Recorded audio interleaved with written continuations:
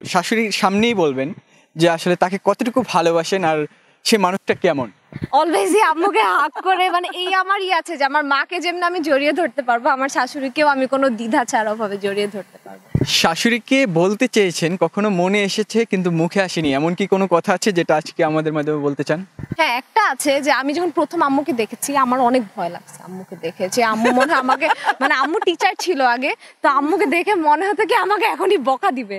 আমি অনেক চুপচাপ থাকতাম, ইভেন আমি আমার হাজবেন্ডকেও বলতাম আম্মুকে দেখলে আমার মনে হয় খালি বকা দিবে। কিন্তু পরে আমার ধারণা একদমই ভুল প্রমাণ হয়েছে, আম্মু আপনি একদমই ভয়ঙ্কর না। কেমন লাগছে? খুব ভালো, সবাই দোয়া করবেন যাতে এরকমই থাকে আমার ছেলের বউ।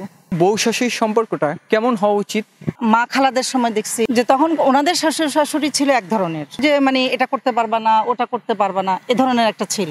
আর আমরা যখন এখন আমাদের সময় দেখছি, আমার শাশুড়ির বেলা দেখছি কিছুটা কমে গেছে জিনিসটা। দেখা গেছে যে উনিও আমার মতো মানে যতটা সম্ভব যে ম্যানেজ করে চলার করছে। এখন আমি যখন শাশুড়ি হলাম তখন এটা এখন তো একদম বর্তমান জেনারেশনে সবাই দেখি, আমি সবার ঘরে ঘরে আমি দেখি সবাই মানে নিজের ছেলের মেয়ের মতোই তাকে আগলে রাখে।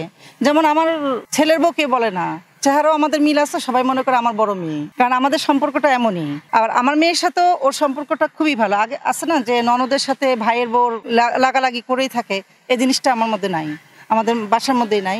যে কেউ ওদের দুজনকে নিয়ে বের হলে সবাই মনে করে আমার বড় মেয়ে আর আমার ছোট মেয়ে, মানে মুখ ফুটে যদি আমি না বলি কেউ বুঝে না যে ও আমার ছেলের বউ। এই যুগে এসেও এত সুন্দর একটা সম্পর্ক কিভাবে গড়ে ওঠা সম্ভব?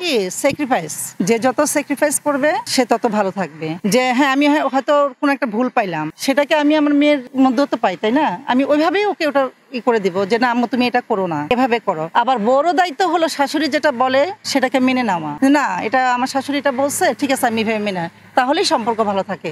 কিন্তু যদি গোধরে বসে থাকে যে না এটা কেন আমি এটা মানবো, আমিও যদি বলি যে না আমার এটা মানতেই হবে তোমাকে, তাহলে তো মানে সমস্যা। দুদিকেই ব্যালেন্স। আমি মনে করি দাড়ি পাল্লাটা সমান মাঝখানে ধরে রাখবে, দুই পাল্লা সমান থাকবে দুই পাশে, তাহলে ব্যালেন্স।